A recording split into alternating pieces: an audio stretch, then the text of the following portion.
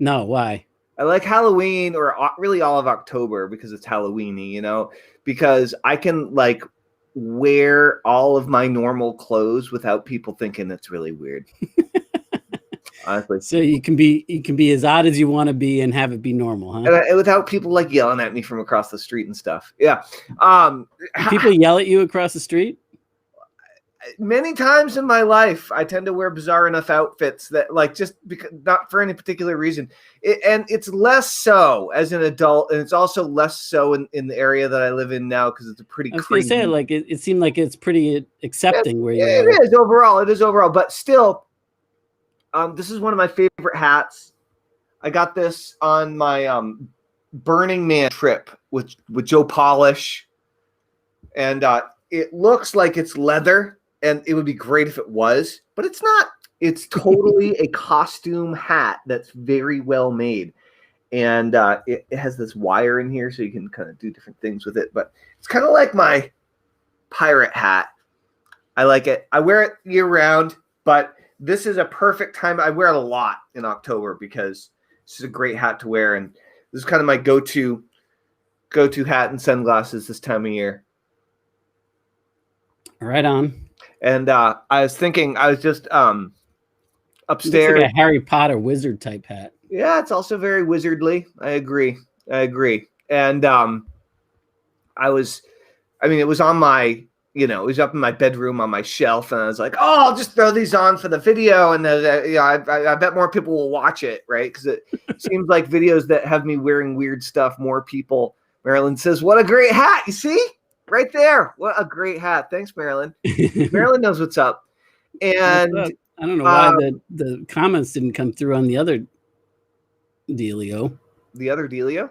Yeah, the full comment board didn't show that comment, but I just refreshed it. I can see it on below our thing. Hello, Marilyn. So I was like, oh, the many hats we wear. I was thinking about that as entrepreneurs. And I was also thinking about our conversation earlier today about the whole one man, one woman, one person show. Right. And how I was thinking about how you get to choose how you're going to show up in your business. You get to choose how you're going to show up in front of your people. And then I was like, oh, I'm putting on a mask here. I'm putting on a little outfit, right? And it's a little bit like the mascot method and the fictional marketing stuff. It's like you can be the same person underneath, but like you just change the wrapping paper up a little bit, right? And all sorts of cool things can happen where you're totally different, right? I got this amazing gem of a mask with Jesse Elder in New Orleans. That looks like very New Orleans. Yeah, it was right around Mardi Gras, and I was in a mad rush to get a mask, and I ran at full speed while wearing like a really nice suit. And it was like a black tie event, and I didn't have a mask, and I booked it like 3 miles across town because I knew I could, and got to this mask store like right before they were closing, and then I had to like run 3 miles back. In a suit because it was going to take too long because all the streets were crowded, So I'm wearing like a black suit, like a really nice tie, a fancy shirt, and like running at top freaking speed through the back alleys of New Orleans. And this mask, it's actually made of metal. It's made of laser etched. Really? Metal. No kidding. And I got it for like 2/3 off because you see there are these little gems.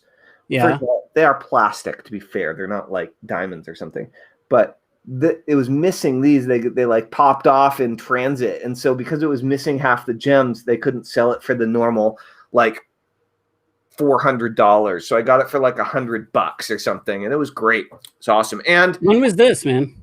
Several years ago. It was for a marketing conference, New Orleans.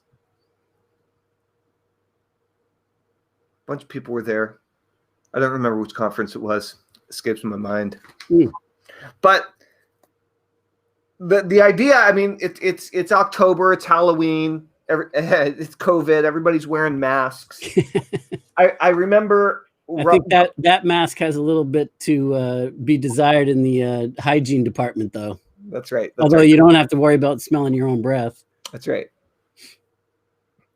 I remember when COVID began and everybody, donned their masks when going into the grocery store, or when the grocery store was the only place we could go, right? And I remember having an experience where I found people a lot more interesting for a little while, because it was like every day is a masquerade, like who's hiding behind the mask, and everybody's eyes are kind of shifting back and forth. Everybody's trying to figure out, at least in a small town where everybody normally knows each other, like everybody's trying to figure out who's underneath the mask. So it felt a lot like a masquerade while like trying to dodge people in the aisles of the grocery store for me. Yeah, it's funny when I go out these days, and it's not that often that I go out, but like today was one of those days where, and I was wearing a mask, and I forget how often I use facial expressions, smiling, to, like indicate that I'm paying attention, other than, like verbally speaking. And it was just so funny to like, I even said one time when I went to my doctor's office a month or two ago, and I said, you can't see me right now, but I'm actually smiling at what you're saying. Right. Oh, it's very funny. The whole thing is very funny. I also had an interesting experience, speaking of masks, the other day. I've been finding myself in the car with my mask on because I forget to take it off. Yeah. And I'm not I don't like the masks any more than anybody else does. Yeah, neither do I, but I don't like them. I wear them, and I believe they are probably keeping us safer. Vermont is like one of the most free and clear of COVID states in the country, right? So I'm in a pretty sweet area as far as not having to really worry. But one of the reasons that Vermont's great is because everybody's wearing masks. Like people are, there aren't that many people, and everybody's, keeping their distance.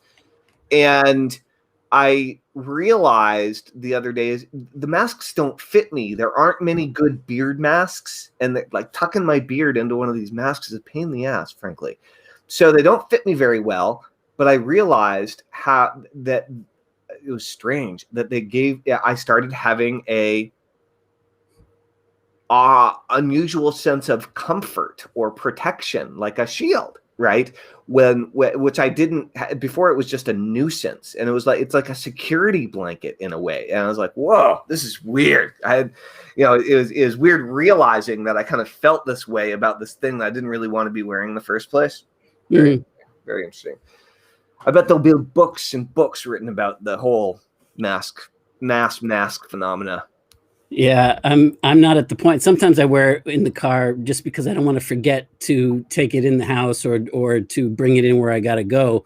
But I like hate wearing it myself. But I you can't ignore the stats. That's right. That it actually does.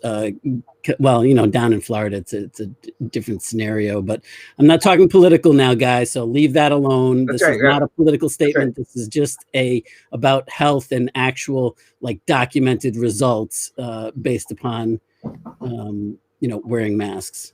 Watch this. This is gonna be good, I think.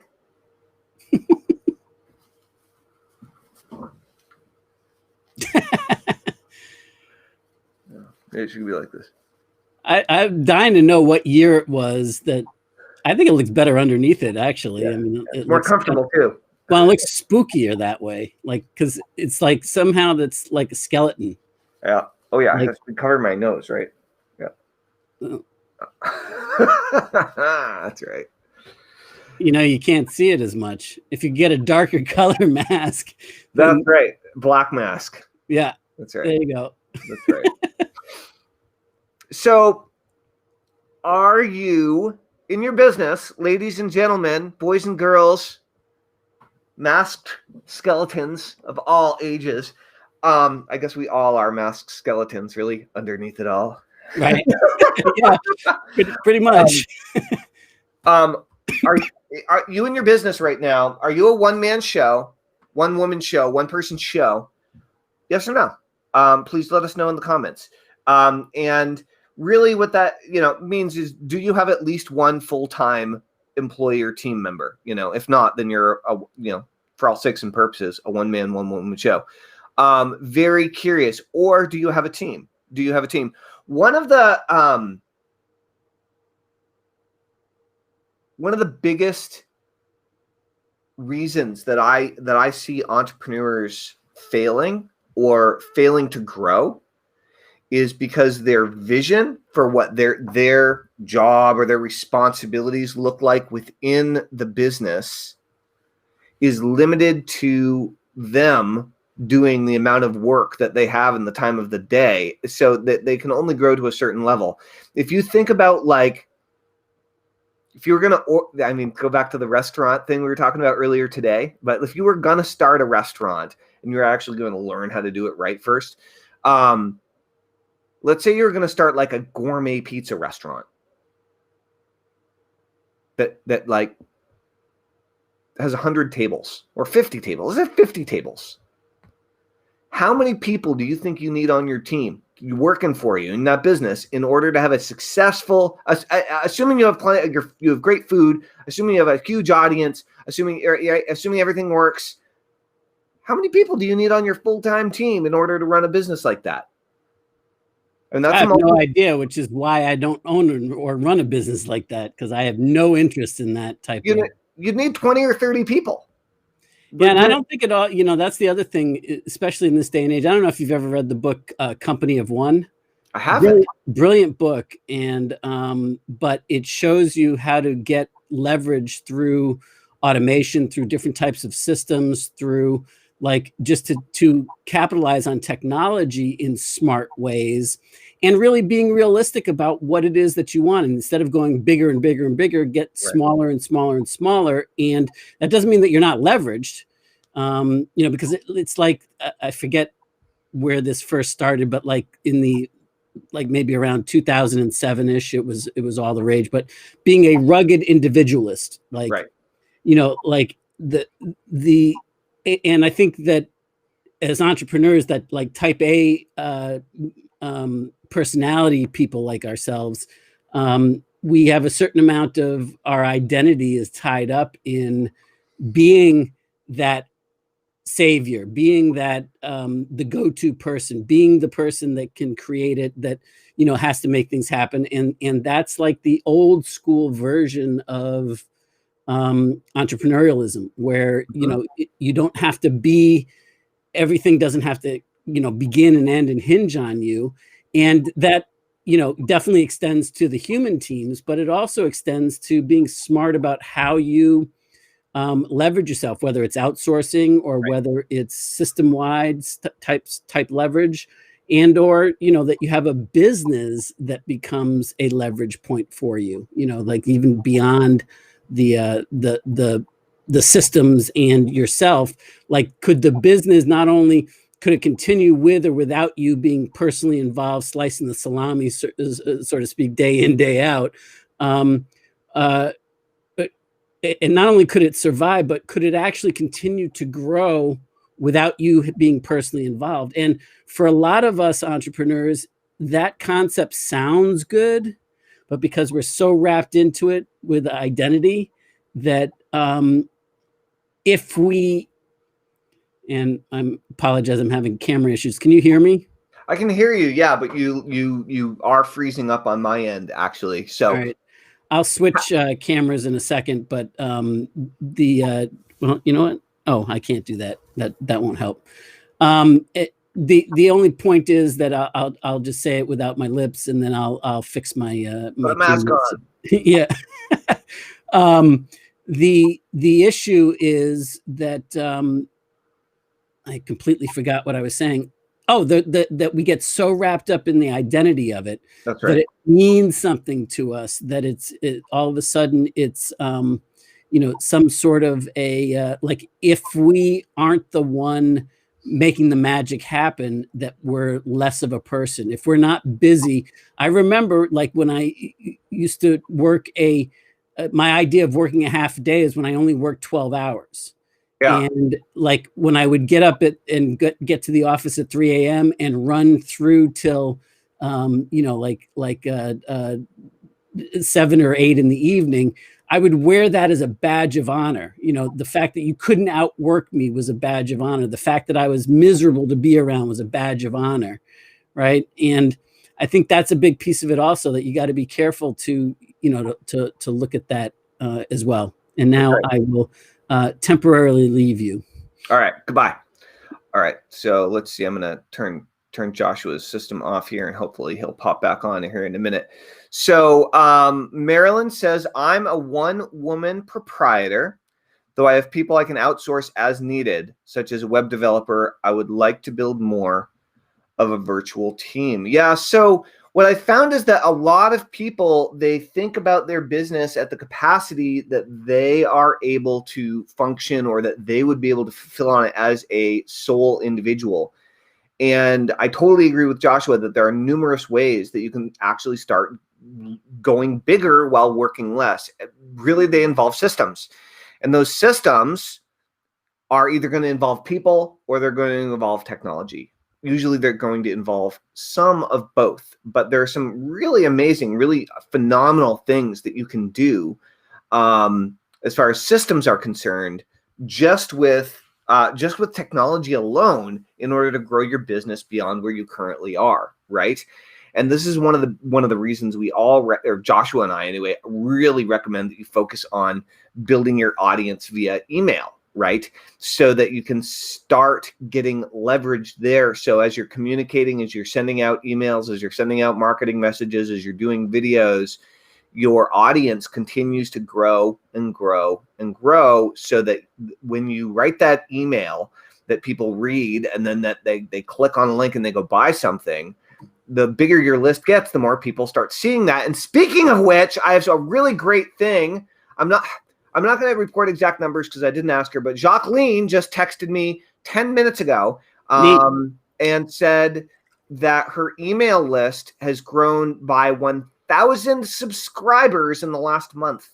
Good for her. She's starting to get some momentum. Yep.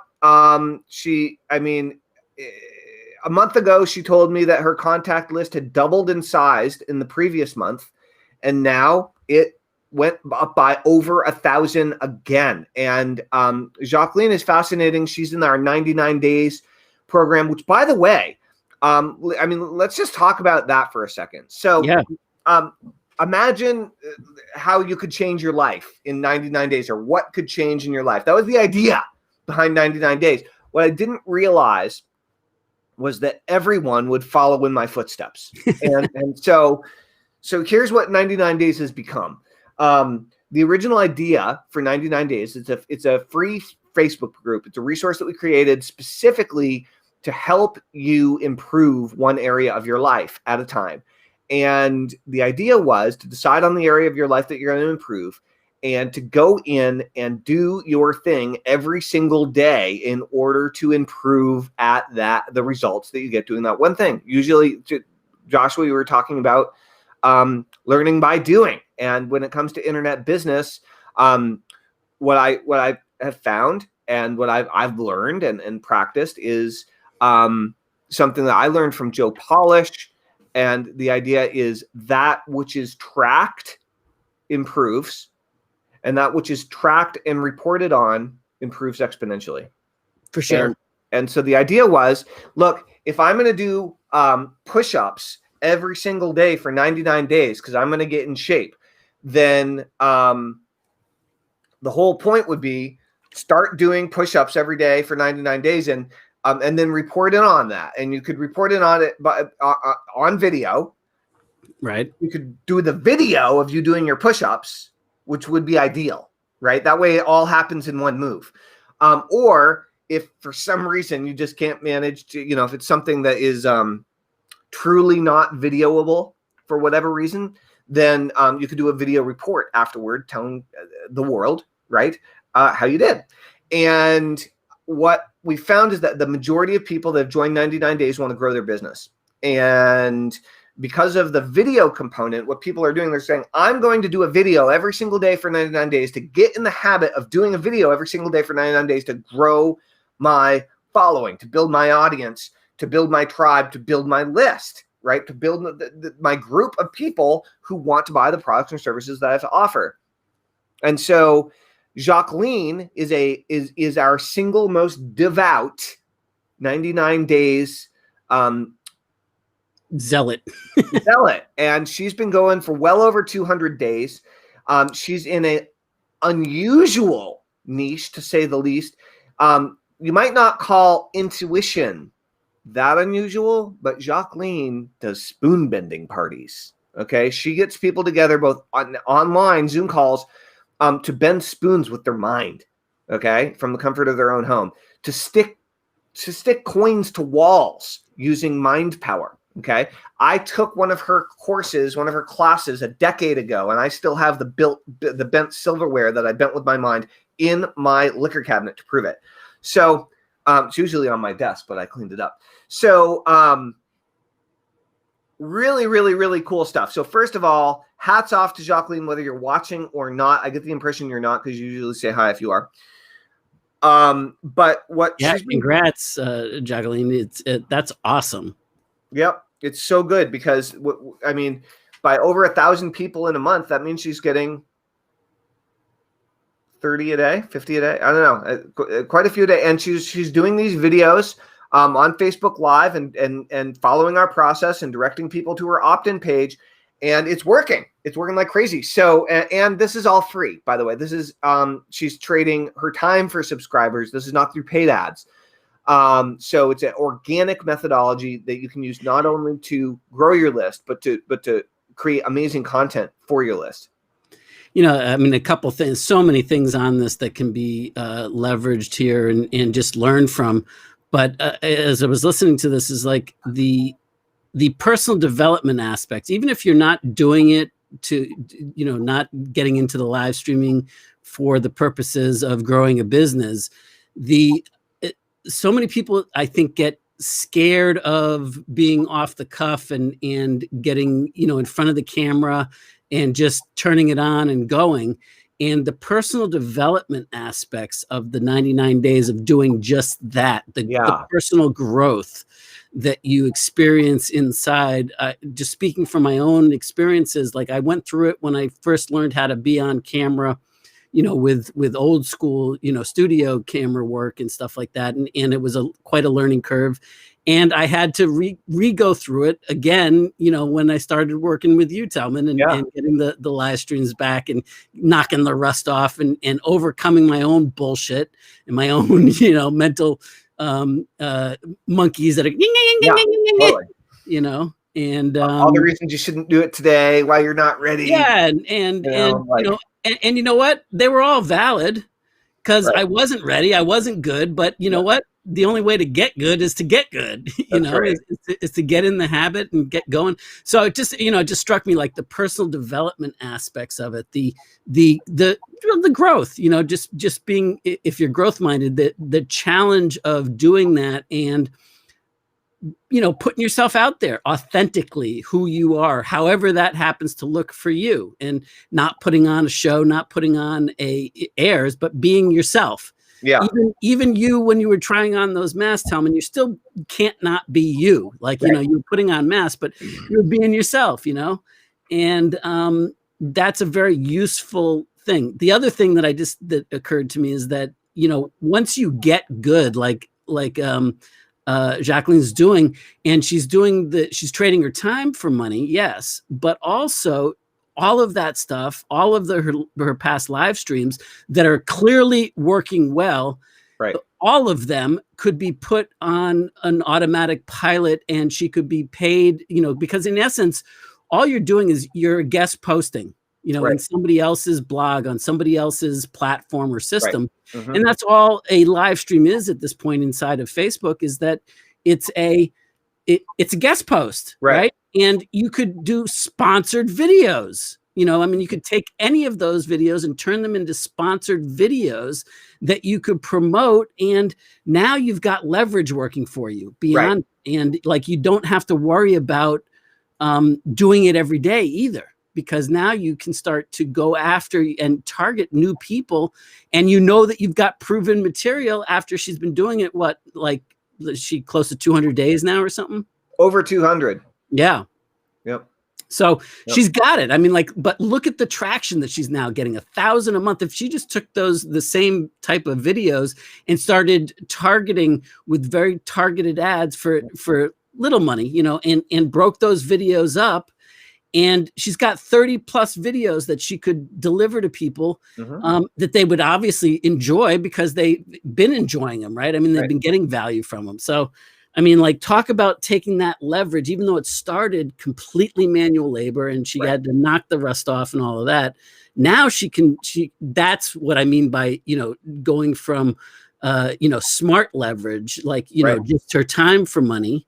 Now she can start to leverage a system, and part of that system could be paid, sponsored guest posts, in essence, of the assets that she already has that she knows now works, and that she's got the expertise and the momentum with it. There's a lot to be said for the 99 days, with or without using it to increase your online income and following.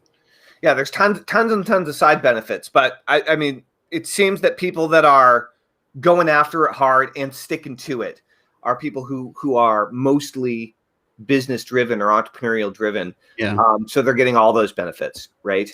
Well, and I mean, let's face it, even if you're not necessarily, what's up, Gene? Hey, Gene. Even if you're not, into the entrepreneurial journey necessarily, in this particular moment in time with the uncertainty and all income and having a divergent path for the way that your income is generated is an important element that I think everybody can buy in on at a certain level, whether they want to scale it up to have a multi-million-dollar business and income, or they just want to have some power and control over that income. They want the freedom of, being able to give themselves a raise anytime they want. And they want the freedom of, that the being able to focus on what they love and contribute back, but at the same time have the security and safety and, sustainability and the certainty of a highly paid job. Right. And have the best of both worlds, so to speak, and like tied to that, like the power to give yourself a raise whenever you say so, to have the certainty, and have the freedom to live life on your terms and actually give yourself a raise. Now, I don't know many entrepreneurs that we give lip service to being able to, there's no cap on our income and such, but most entrepreneurs have a ceiling on their income. They're stuck. True. And they can't, because the reality is the way they've leveraged themselves, they get paid last. Right. And they have they're not very leveraged. And so it's very much like, if I get $1 today, it's spoken for today. And tomorrow I got to get another $1 because it's spoken for tomorrow. That's right. That's right. It's true. It's true in so many ways. It's, Gene, we were just, I don't know if you caught this part.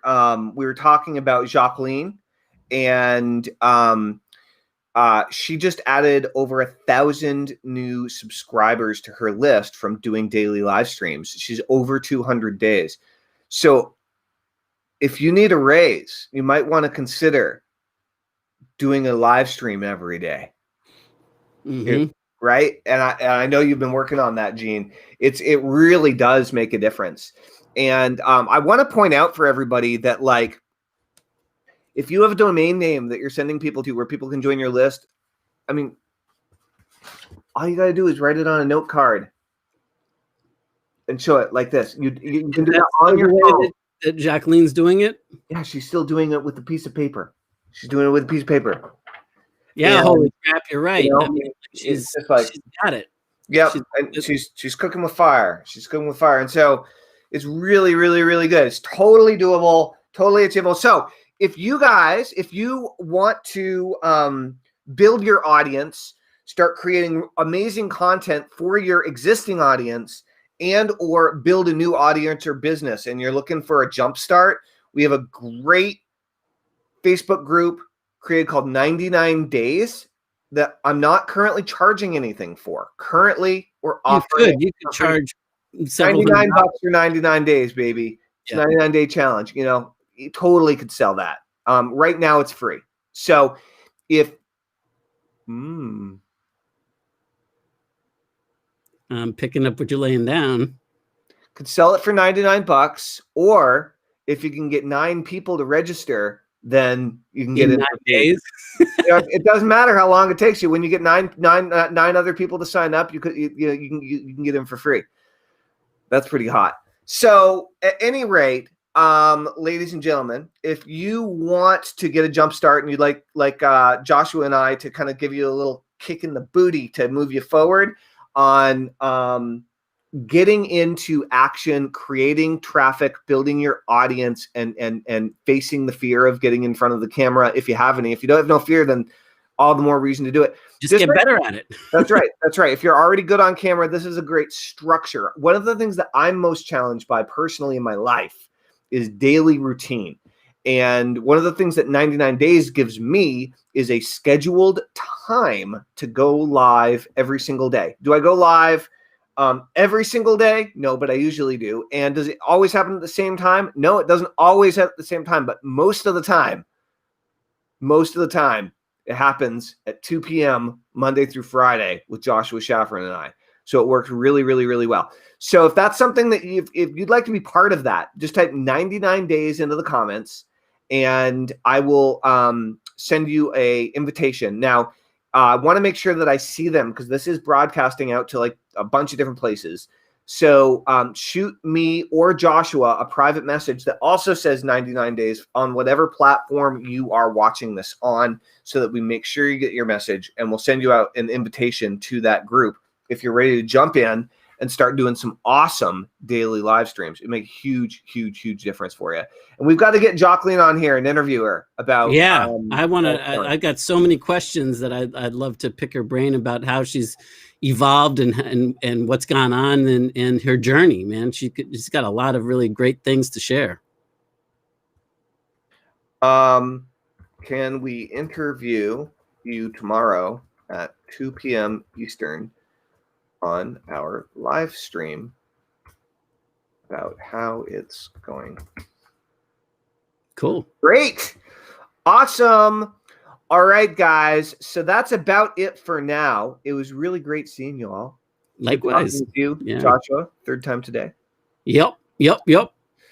And we'll try to get Jacqueline on here ASAP, hopefully tomorrow at 2 p.m. Eastern. Hopefully we can make that work.